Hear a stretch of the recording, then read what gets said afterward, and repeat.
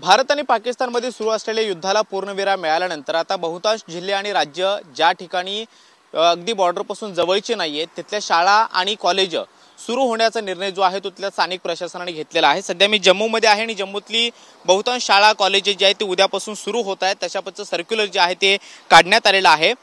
जम्मू काश्मीर असेल किंवा पंजाब असेल या सगळ्या परिसरामधली पाकिस्तानाच्या हद्दीतून टार्गेट केलेली जाणारी ही शहरं होती। त्या शहरांना पाकिस्तानानं मोठ्या प्रमाणामध्ये टार्गेट करून हल्ले केलेले होते आणि या सगळ्या हल्ल्याच्या दरम्यान सुरक्षेच्या दृष्टिकोनातून विद्यार्थ्यांच्या दृष्टिकोनातून बॉर्डरच्या अगदी नजीकची असणारी आणि शहरातली सगळी शाळा आणि कॉलेज जी आहेत ती बंद करण्याचा निर्णय स्थानिक प्रशासनाने घेतलेला होता। मात्र आता जम्मूतली शाळा जी कॉलेज आहेत ते उद्यापासून नियमितपणे सुरू होण्याचा निर्णय स्थानिक प्रशासनाने घेतलेला आहे।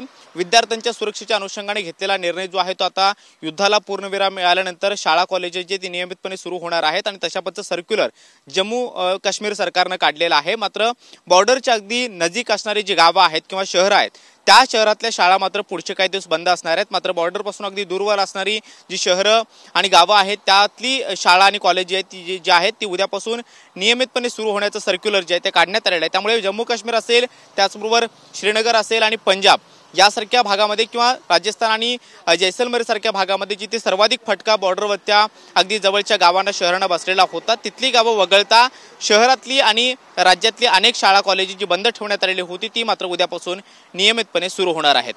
कॅमेरामन रोहन पवार सोबत मी कृष्णा सोनारवाडकर, TV9 मराठी, जम्मू।